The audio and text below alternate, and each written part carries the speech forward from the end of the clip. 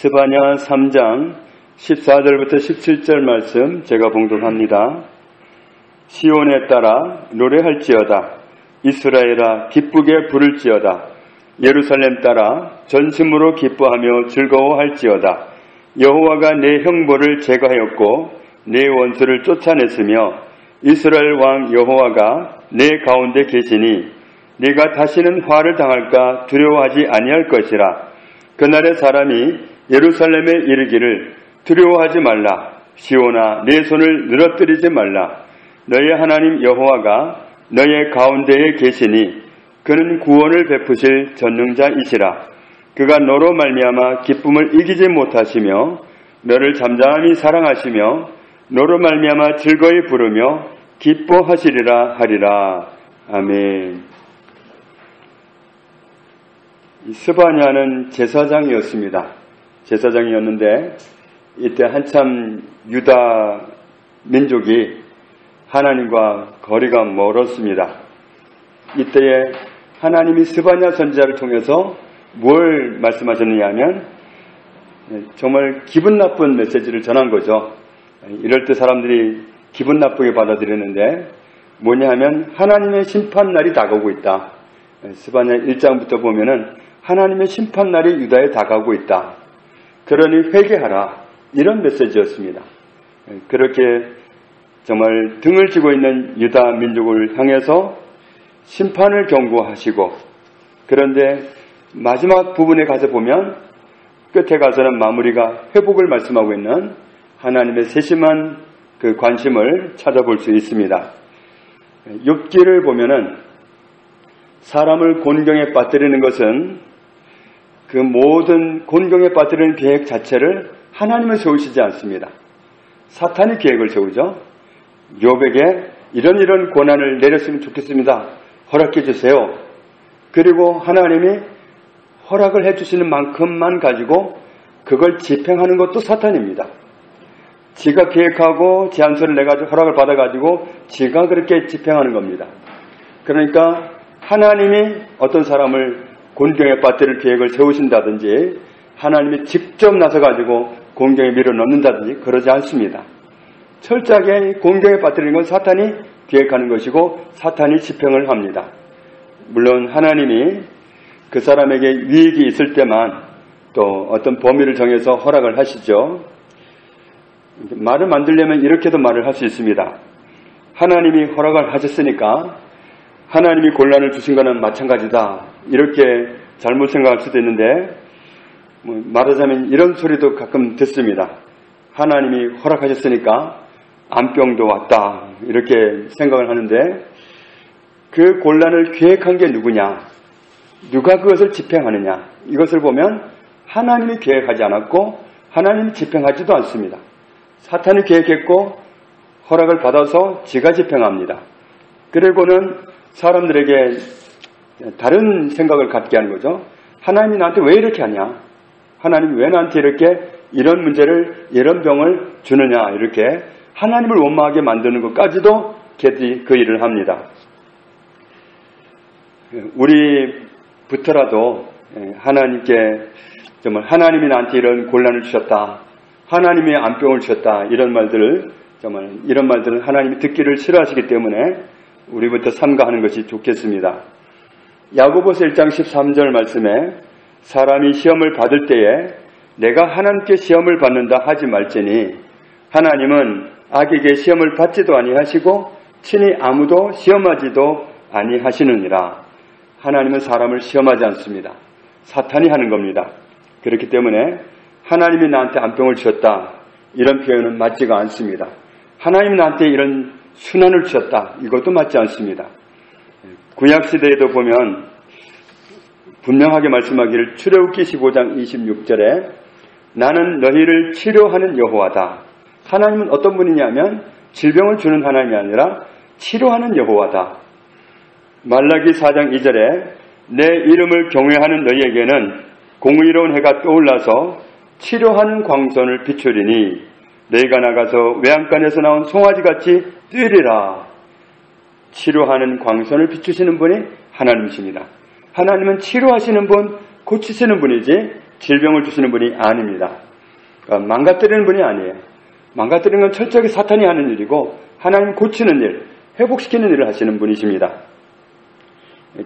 더군다나 구세주가 오시면 어떤 일을 하신다고 했느냐면 이사야 53장 5절에 그가 채찍에 맞음으로 우리는 나음을 받았도다.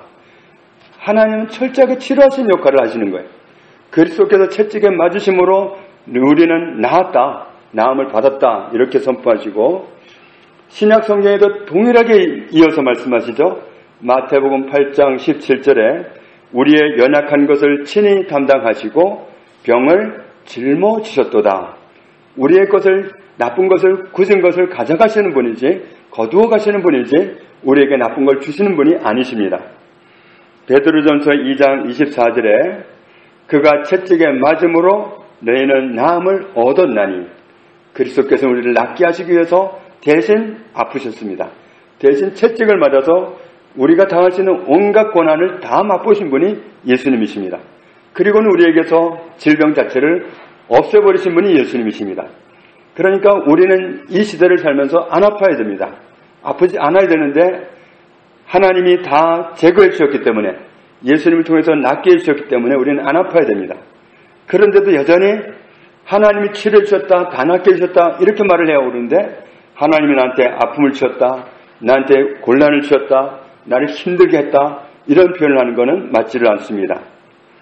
야고보서 1장 17절에 온갖 좋은 은사와 온전한 선물이 다 위로부터 빛들의 아버지께로부터 내려오나니 그는 변함도 없으시고 그분에게는 밝게 비추는 빛만 있으시지 어둠이라고는 회전하는 그림자조차도 없으시니라.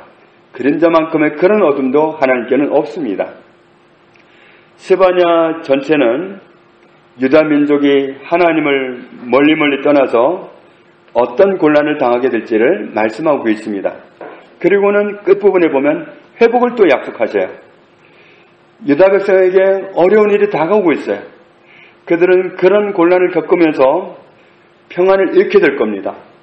정말 곤두박질 치는 그런 어려움을 당하면 민족이 어려움을 당하면 얼마나 힘들겠어요. 경제가 막히면 다 힘든 거예요. 미국이 힘들면 온 세상이 힘든 겁니다.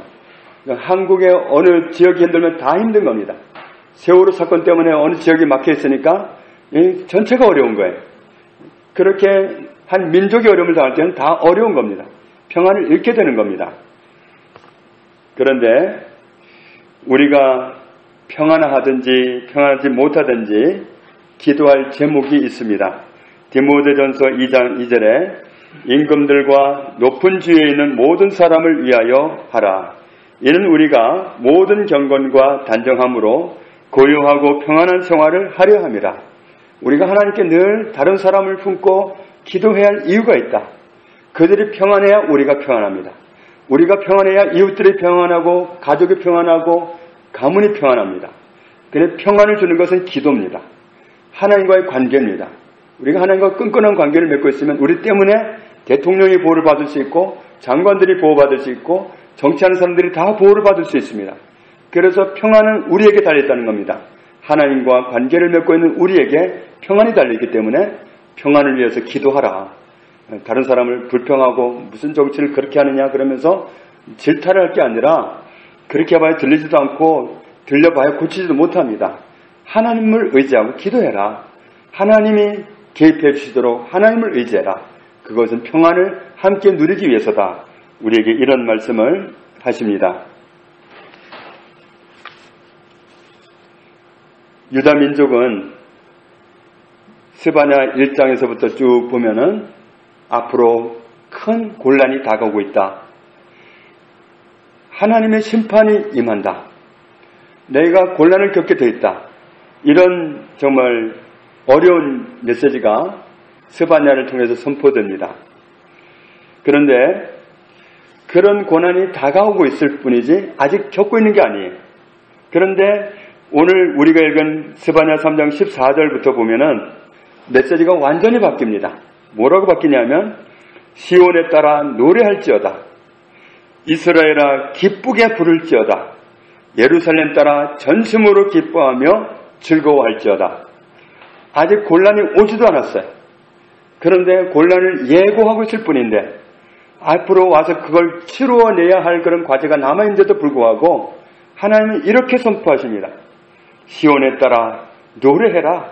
이스라엘아 기쁘게 불러라. 예루살렘 따라 전심으로 기뻐하고 즐거워해라. 왜 그렇죠? 이어지는 말씀을 보면은 여호와가 내 형벌을 제거했다. 하나님이 그냥 그들이 너무 미워가지고 어려움을 당하는 걸 그냥 어려움 당한 보고 그냥 그래 잘 됐다 하고 그냥 빠진 게 아니라 하나님은 그들의 곤란을 더 당하는 걸 싫어하셔서 곤란을 제거하셨다. 형벌 당하는 걸 제거해버리셨다. 그리고 그들을 혼쭐 내려왔던 그 도구로 쓰였던 이웃 사람들, 이웃 나라들, 원수를 쫓아냈으며 하나님은 하나님의 백성을 보호하시기 위해서 그들을 괴롭히는 원수들을 쫓아내셨고 그리고 중요한 말씀이 있습니다. 이스라엘 왕 여호와가 어디에 계시니? 예 가운데 계시니. 자, 이게 정말 놀라운 메시지입니다. 하나님이 멀리 계신 게 아니었습니다. 이스라엘 백성들은 마음으로 하나님을 멀리 했어도 하나님은 그들의 중심에 계셨습니다. 그들 가운데 계셨습니다. 하나님은 결코 멀리 떠나시는 분이 아닙니다. 내 가운데 계시니. 그렇기 때문에 하나님이 같이 계시기 때문에 네가 다시는 화를 당할까 두려워하지 아니해도 된다. 이제 우리가 또 곤란을 당하면 어떻게 하지? 그런 생각 안 해도 된다. 여호와가 네 가운데 계시다. 너희를 통치하시는 하나님 왕 여호와께서 네 가운데 계시다. 그러므로 너희는 두려움을 사서 가지지 말아라. 16절에 보면은 그날에 사람이 예루살렘에 이르기를 그때에 하나님의 메신저가 나타나서 선포하기를 두려워하지 말라. 시온아 내 손을 늘어뜨리지 말라. 손을 늘어뜨린다는 것은 절망해 있는 걸 말하죠. 너무 어려우면 사람이 절망하고 그냥 낙심하는데 낙심하지 말아라 그런 뜻입니다. 왜냐하면 17절을 같이 읽습니다. 너의 하나님 여호와가 너의 가운데에 계시니 그는 구원을 베푸실 전능자이시라. 그가 너로 말미암아 기쁨을 이기지 못하시며 너를 잠잠히 사랑하시며 너로 말미암아 즐거이 부르며 기뻐하시리라 하리라. 아멘. 너의 하나님 여호와가 너의 가운데에 계신다. 하나님은 우리를 떠나지 않습니다. 우리가 마음으로 하나님을 배신해도 하나님은 떠나지 않습니다.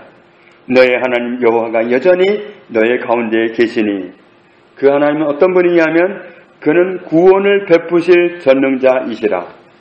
전능하신 하나님은 구원하시는 하나님이시다. 그리고 그 구원을 베푸실 수 있는 전능자가 나에게 선한 뜻을 갖고 계시느냐 그게 중요하죠. 하나님께서 전능하신데 나를 모든 상황에서 모든 환경에서 구원하실 전능자이신데 그 전능하신 분이 나를 도울 의사가 있느냐, 내 편이 되어줄 의사가 있느냐 없느냐 그게 중요합니다. 하나님이 전능하신데 나와 상관이 없다면, 그분이 나를 도울 의사가 없다면 그분의 전능하심이 나와는 아무 상관이 없습니다. 그분이 아무리 구원하실 수 있는 능력이 있어도 나한테 선한 뜻을 갖고 있지 않다면 나와는 아무 상관이 없습니다.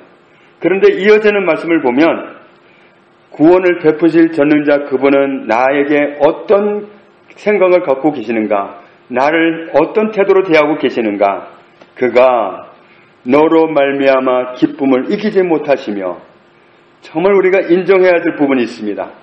이 부분은 하나님의 고백입니다. 하나님의 사랑 고백입니다. 그렇기 때문에 이 하나님의 사랑 고백을 받을 때에 정말 사실로 받아들여야 됩니다. 그가 너로 말미암아 기쁨을 이기지 못하신다. 하나님은 너 때문에 기쁨을 이기지 못하고 계신다. 우리가 이 말씀을 대하면서 나는 하나님께 이런 존재구나 하고 받아들여야 됩니다. 내가 뭐 대단한 존재라고 이러면 하나님을 무시하는 겁니다.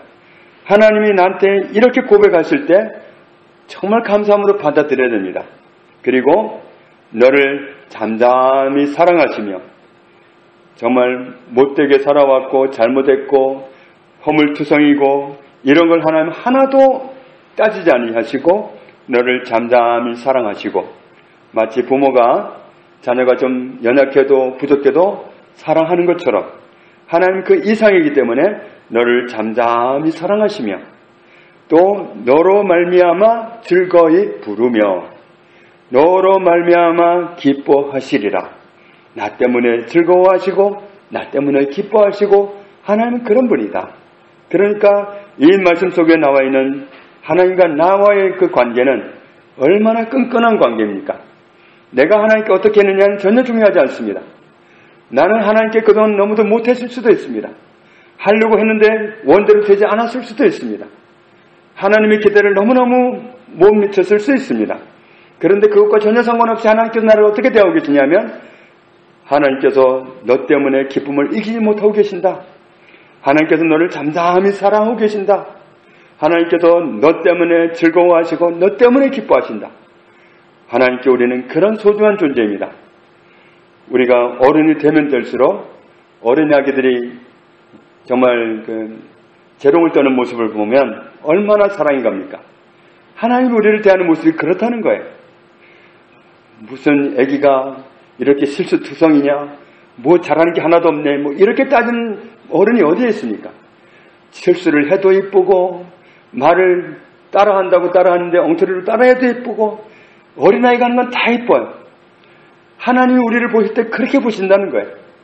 잠잠히 사랑하시고 나 때문에 즐겁고 나 때문에 기쁘시고 하나님이 이런 분이시다. 그러니까 이 말씀 속에 나와 있는 하나님과 우리 사이, 하나님과 나 사이는 이런 깊은 사랑의 관계로 붙들려 있는 관계입니다. 나는 하나님의 사랑받는 자녀입니다. 나는 하나님의 너무도 사랑받는 자녀입니다. 나는 하나님의 사랑받는 자녀이다. 우리가 정말 오늘 말씀을 통해서 이 메시지를 새겨야 됩니다.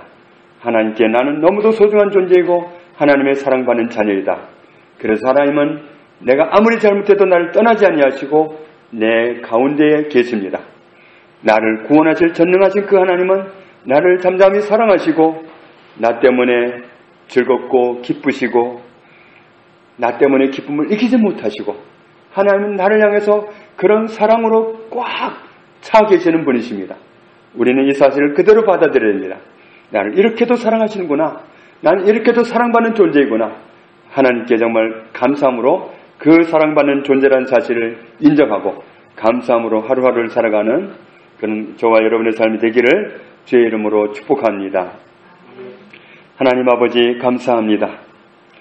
우리가 어떠한 삶을 살아왔든지 하나님께는 우리가 너무도 소중한 존재임을 감사합니다. 하나님의 사랑 고백을 듣습니다. 하나님은 나 때문에 기쁨을 이기지 못하신 하나님이시며 나를 잠잠히 사랑하시며 나 때문에 즐거우시고 나 때문에 기쁘신 하나님이신 것을 감사합니다. 나는 하나님께 사랑받는 자녀인 것을 감사합니다. 유다민족에게 그 동일한 사랑을 표현하셨던 하나님이 우리에게 똑같이 말씀하시니 감사합니다. 내가 하나님께 사랑받는 자녀이기 때문에 감사하고 담대하게 살아갈 이유가 있다는 사실을 알게 해주시니 감사합니다. 우리의 이후의 인생이 사랑받는 하나님의 자녀로서 담대하고 감사하고 이와 같은 삶을 늘 선택하고 살아갈 수 있는 은혜를 허락하여 주옵소서. 예수님 이름으로 기도합니다. 아멘.